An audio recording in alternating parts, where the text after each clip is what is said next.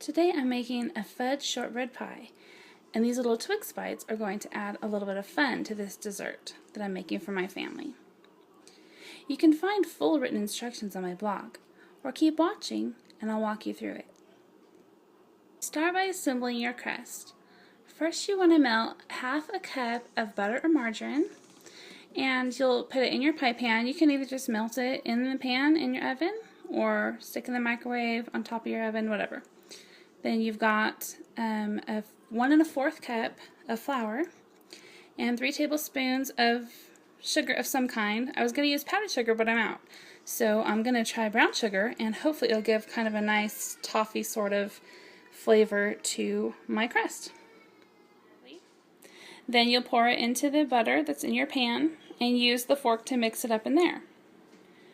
Once it's all mixed up, use your fingers to press the mixture against the sides of your pan first, and then go ahead and move on to the bottom of your pan.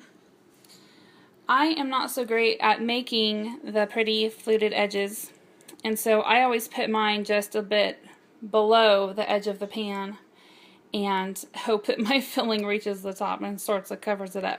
But if you are really great at making a fluted edge, then go ahead and give that a try. There should be plenty of crust mix here to do that. After that, you're going to bake it in the oven, and just for a few minutes, just about 5 or 6 minutes, just to get it a little bit golden brown and kind of set, and you're going to bake it at 350. While the crust is browning in the oven, you want to melt a half a cup of butter and 1 cup of chocolate chips. I'm using semi-sweet chocolate chips. And you want to try to use real butter on this one if you can. If you can't, it'll be alright, but it'll make a much nicer texture and taste, in my opinion, if you will use the real butter. So just melt that and stir it until it's smooth, and then set it aside. Next, you're going to mix 3 eggs, half a cup of sugar, and just a little dash of salt, maybe 1/8 of a teaspoon or so. And you're going to mix it in an electric mixer for about 5 minutes, depending on how heavy duty your mixer is. It could take 5 to 10 minutes, but you want it to look kind of foamy like this. It's still going to be runny, but you want it to be sort of foamy on top. And then after that, you're going to mix it in with your chocolate that you've melted, your chocolate and butter. You want to just mix a little bit of this egg mixture into the chocolate, stir it up really good, and then add the remaining egg mixture and stir the whole thing together. After you've mixed up the chocolate and eggs mixtures, you pour into your crust, and then you bake it for about 20 minutes on 325. You'll bake it until it starts to puff up a bit and the top will crack a little, and that's how you'll know that it's done.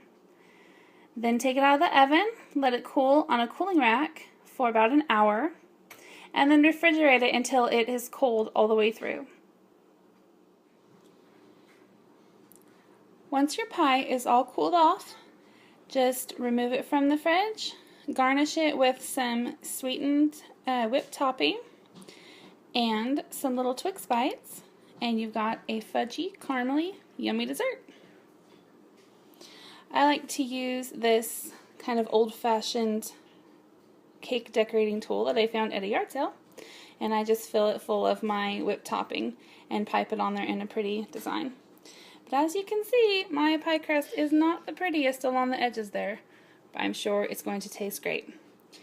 Let me know if you try this out and if you like this recipe by going to hopeineveryseason.com and leaving me a comment on this blog post.